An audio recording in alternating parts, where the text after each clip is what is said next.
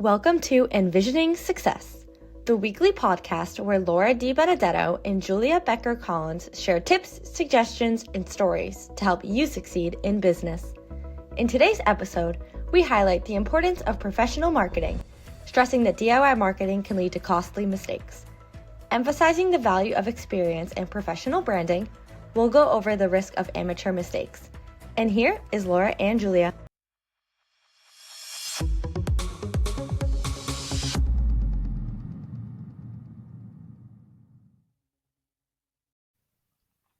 Welcome back to Envisioning Success. I'm Laura DiBenedetto, joined by Julia Becker Collins.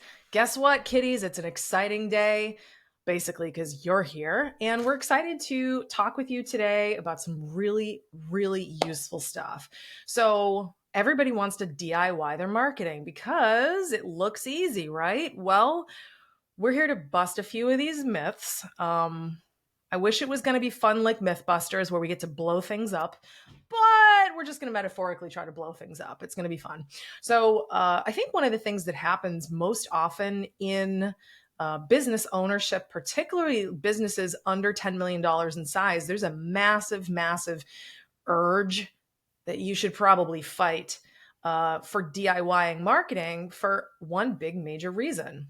Everybody thinks it's easy. Well, it's not. So this episode is going to talk about some of the mistakes that you can avoid and some of the preconceptions that you might have that could potentially cost you hundreds of thousands of dollars, maybe even millions, not just in, oh no, I screwed it up, but also opportunity cost, which people seem to always forget. Mm-hmm. So let's actually help you make a truckload of money without all the stress and PTSD, shall we?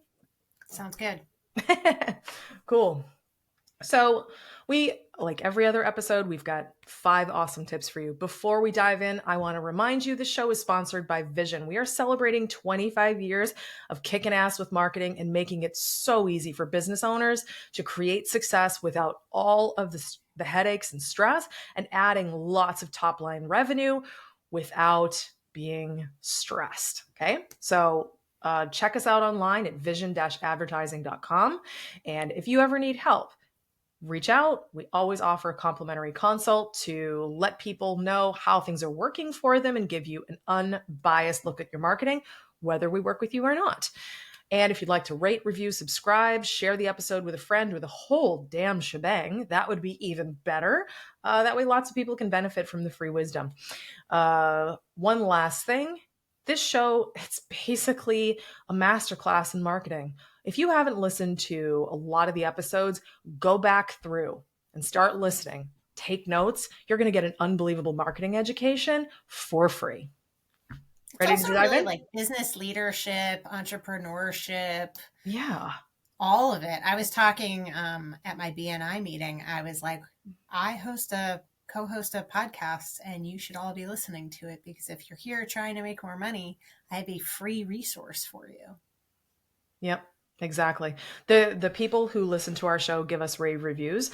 And what's really exciting is I love knowing that we have listeners that listen loyally, consistently, look forward to new episodes. This really tells us that we're doing the right thing. So, tell your friends, this will be your new favorite drug.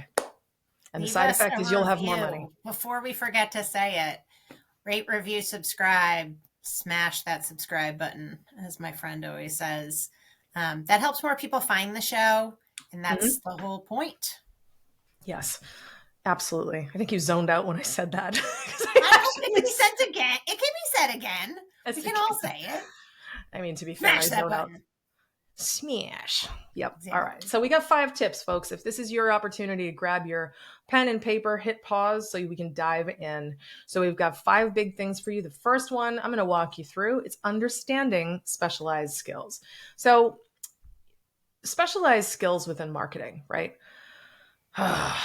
Here's the short and long of it. Okay. Think about this as like the medical field. A podiatrist is not going to do your heart surgery. There are different disciplines.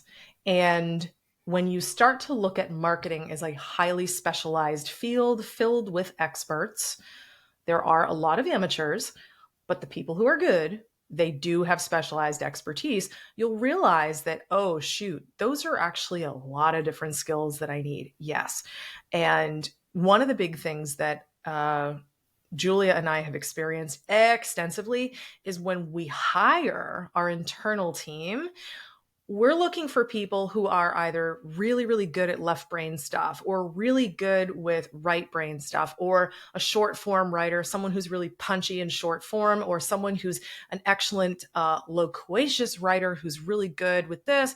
There's strategy. There's a million different things. And oh, Lord, Julia, let me tell you about some of my PTSD. I know you're going to relate to this one and be like smashing your head on the desk. I'm going to turn into a bobblehead again. It was like probably that other episode where all I did was like, yeah, I did this.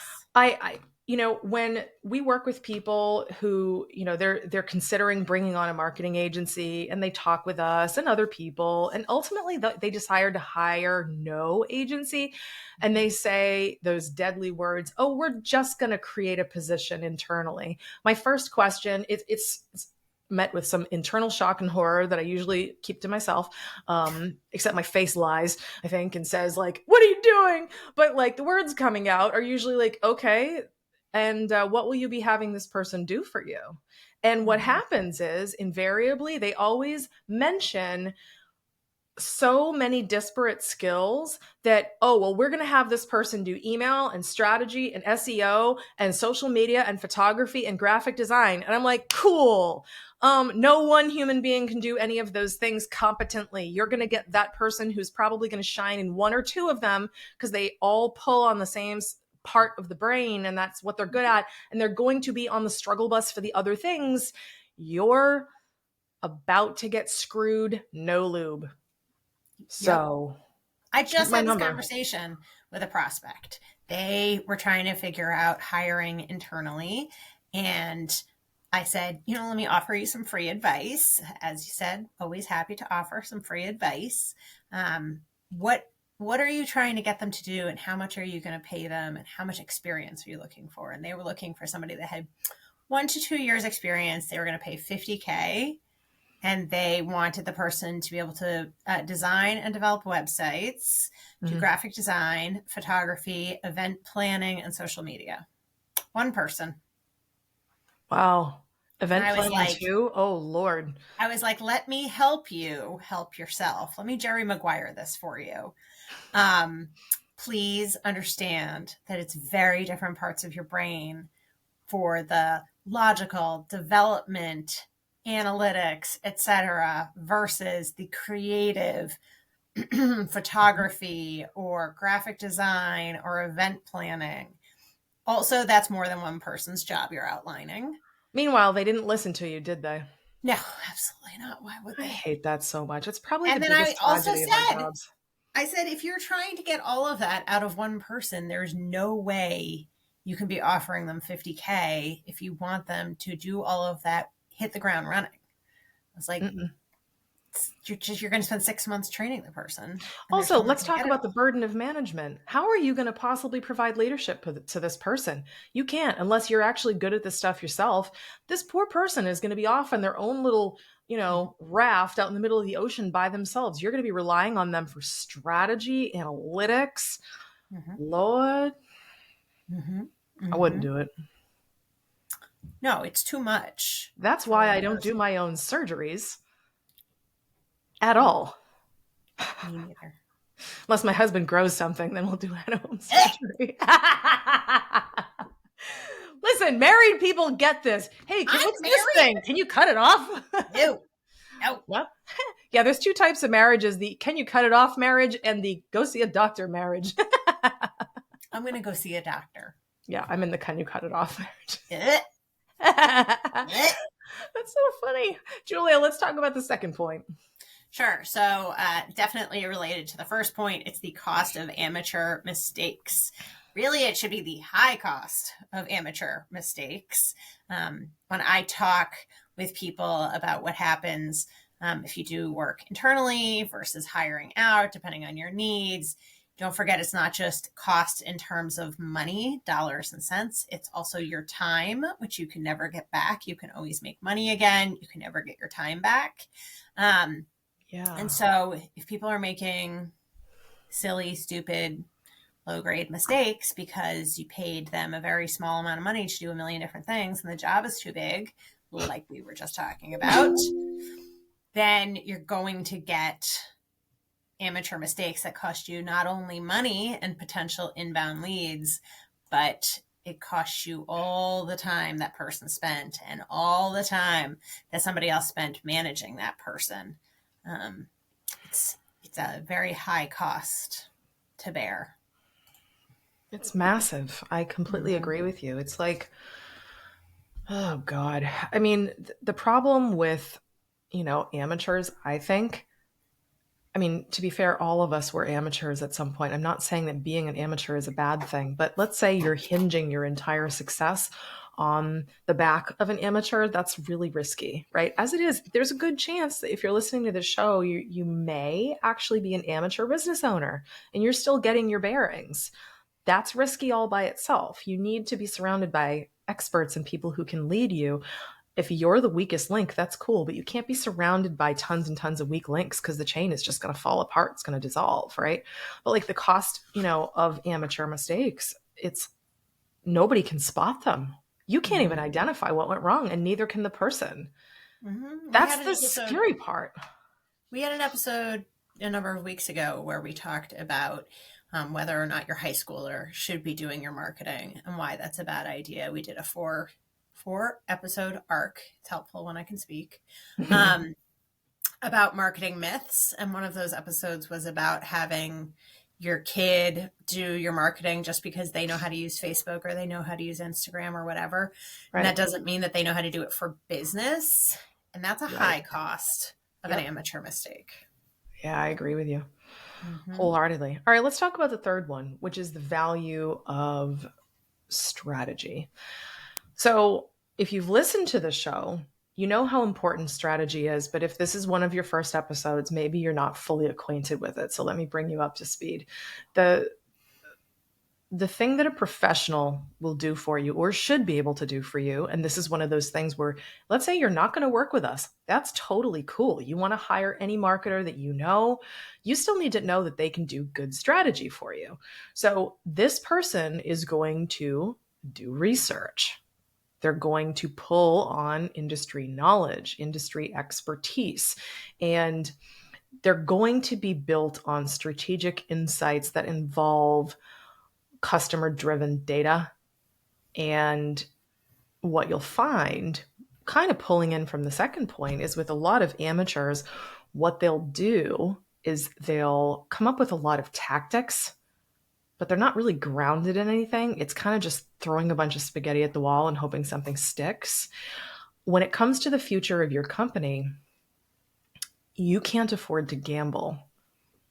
And that's what that is. If you don't have a bona fide, researched, data-backed strategy built by someone who knows what to look for and what good strategy looks like, you could be risking the entire future of your company. And I'm actually not exaggerating. So listen, it's currently December 12th, the day that we're recording this, 2024. As of today, ChatGPT continues to get better and better. It's really good. It can actually help you to create marketing plans. Here's the problem. You need to know if the information being given to you is good. And ChatGPT says right on its front page, it can make mistakes. So do you really want to trust your future to a robot that is missing valuable context about human beings, humanity, human behavior, and real world anecdotal evidence? Probably not.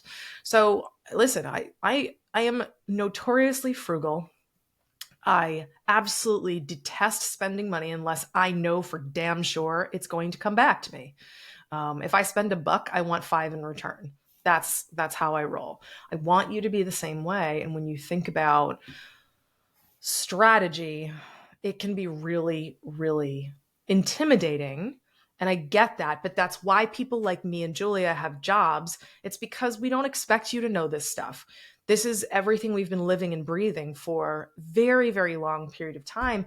And there's just certain things that despite every effort I've ever made, I simply can't impart to another person. I can't even teach some of this stuff because it's just one of those things where you just know based on lived experience, like been there, done that, t-shirt, the keychain. You know what I'm saying?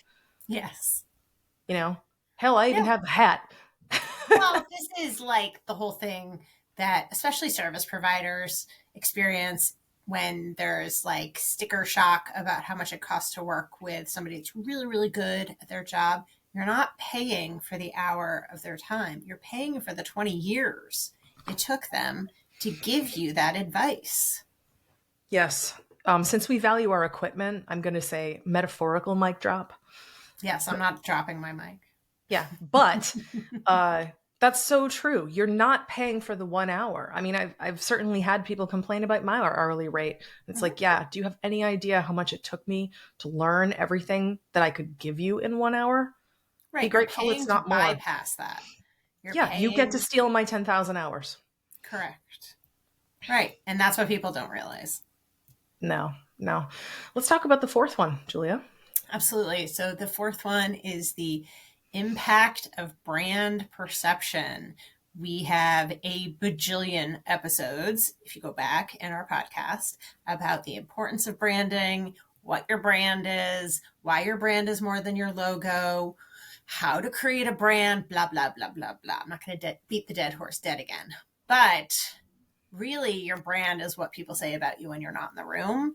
And if you have amateurs or people that don't really know what they're doing or aren't specialists running your marketing and dealing with all the external communications about your company, which includes social media and your website and kind of everything else, then those amateur marketing efforts really can inadvertently, damage that external brand perception, and really damage your credibility.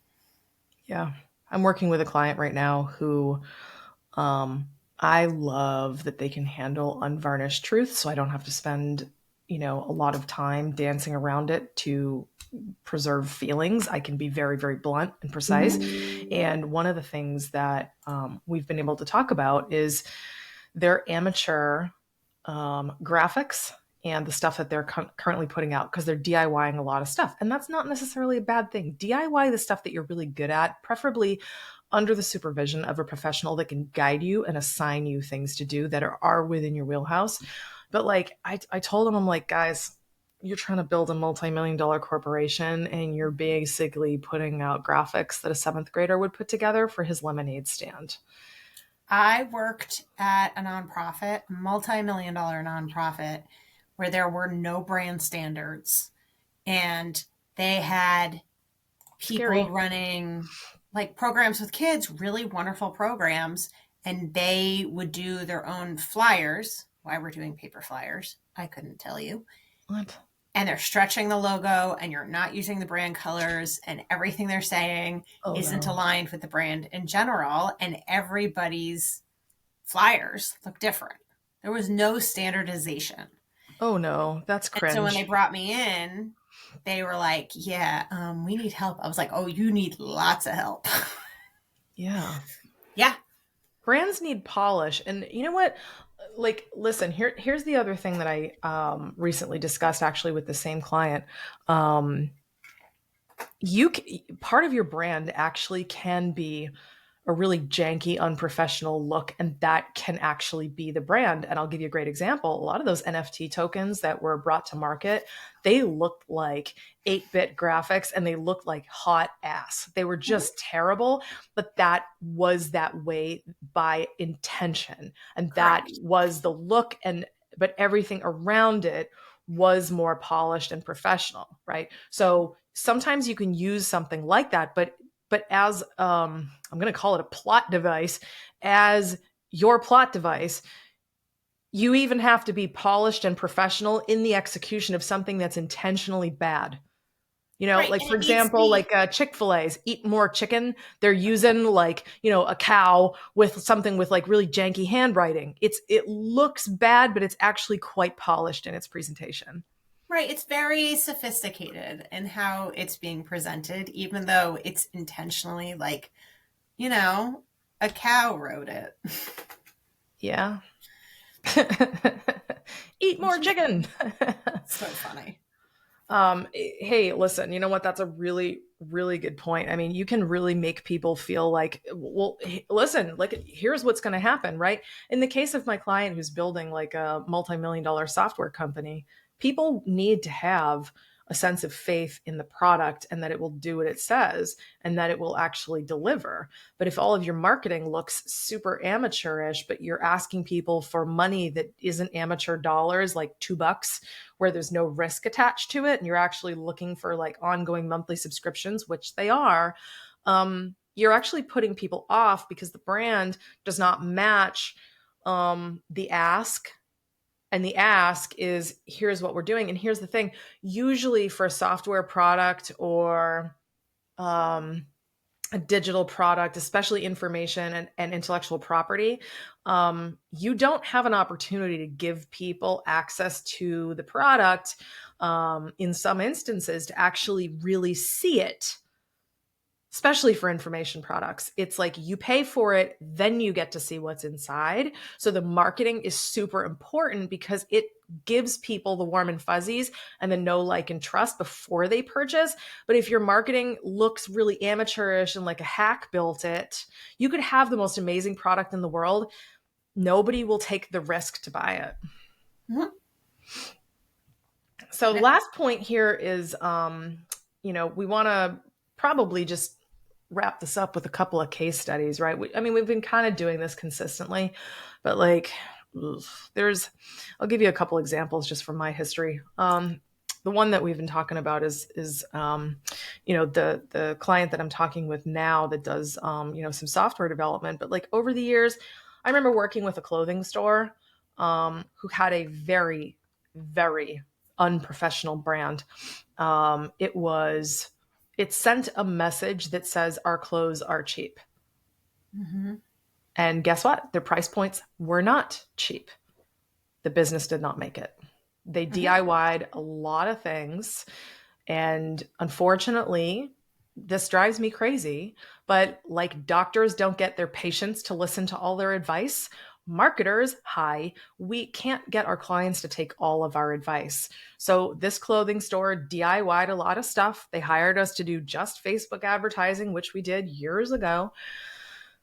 You can't advertise your way out of bad branding and amateur marketing. You can't. You just can't spend enough. Mm-hmm. It really sucks. So like, there's those mistakes. And then, oh shoot, like we've worked with people who unfortunately insisted on, hiring the internal person. Recently we were working with an organization who, had very amateur emails being sent to all of their customers. And they weren't just amateur, they were doing it a lot. Like they were sending like 5 emails a week. And what happens is when you send 5 sucky emails every week, you train your entire email list to add you to their junk list and ignore or unsubscribe. So then, God forbid, you'd like to actually turn that shit show around and turn it into something where people pay attention. Your whole list is basically dead because you basically have nobody paying attention to you anymore because they've tuned you out. So guess what? It's a teardown. And in that case, you have to buy lists, you have to get new people, and you have to start over because everything you did before, you basically set your own success on fire. Mm-hmm. And that one's a hard pivot. Guess what? It's not cheap. It's a lot of work to like get people, all new people that you haven't alienated onto your email list. So they actually want to hear you. Mm-hmm. Ugh, good times. Do you have any examples you want to add? Even in small ways, doing it like a hack job can really affect it. So I'm on the board of directors for a nonprofit, and previously all of our marketing was being done by internal volunteers that are on the older side and retired and don't know how to use any of the social media applications. And because we're a nonprofit, obviously we're volunteer based, we're donation based, and they just couldn't figure out why after like 2020 and 2021, the organization wasn't bouncing back. And there was just like zero external communications. They're like, we're doing such great things. Nobody's responding to it. And I come in and I go, yeah, because you're not telling anyone. So yeah. So I brought in a paid intern who's great. And in this instance, having somebody internal was the right choice, but that's because we're incredibly small. But we brought somebody in that knew what they were doing versus trying to DIY it soup to nuts. And now it's really, really great. Good. Well, you can turn things around. And you know what? That is an excellent concluding point that we can walk away with. Even if you have done all the things that we just outlined not to do, if your company's still alive, it's not too late. So you can stage an intervention with yourself. You can pivot. Pivot! Yeah, I know. You can sit down with yourself across the couch. Self, we need an intervention. Yeah, I agree. Things are on fire. What do? We hire a pro. It's never too late. Okay, so until you're dead, it's not too late. All right. We're going to put a bow on this. Thank you so much for listening. The next episode, we're going to get into how you're going to get screwed by really good salespeople who actually aren't good at marketing, but they're super good at sales. Mm-hmm. Can I just tell you, Vision is the PTSD recovery center for battered and abused business owners. Like Julia and I talk about this all the time. So we're going to get into that. Don't fall into the trap. We're going to save you from yourself and save you from them. So we'll see you next time.